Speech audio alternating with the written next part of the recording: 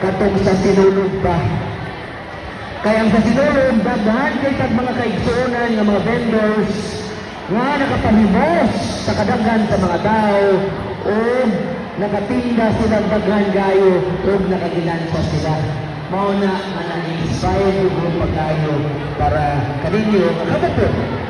Kahit nasa puhunan para sa inyong mga ginagmay negosyo. Okay, so di na ako magtaas ang istorya. Daghanan ninyo, grabe. Abot pati yung 2,000. Dahil nandito na ito yung tanawang doon. Kinsa yung kusog kayo mo. Kusog kayo nga mutsan o musagit.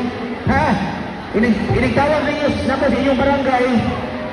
Kanang sagit po, ha? Okay. Barangay, labangan! Nakagtaghanan ng iyawa. Ay, gano'n, palupig barangay Tisa. Ayaw, palupig ha? Ayaw, gano'ng palupig barangay Tisa. Barangay Tisa! Kita ka, huwag magpalupig ang Tisa. Sunod.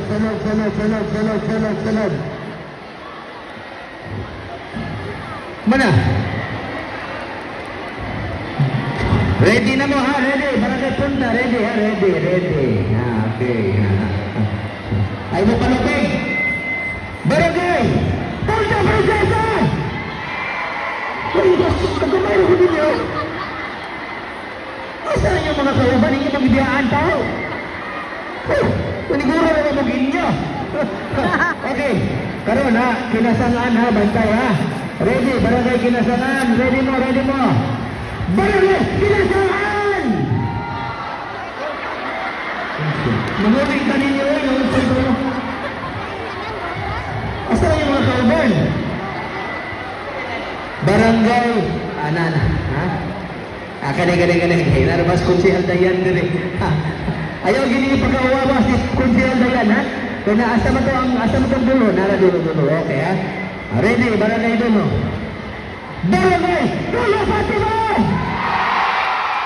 Dulo Fatima. Uso na to, ha? Dulo Fatima. Padonggahin yung kapitan nga to Aspikas. Ha? Padonggahin yung kapitan nga to Aspikas. Okay? Barangay Dulo Fatima! Matag yung sa kapitan. Gusto kayo mag-ingay. Kani ba nga itong programa karon ba?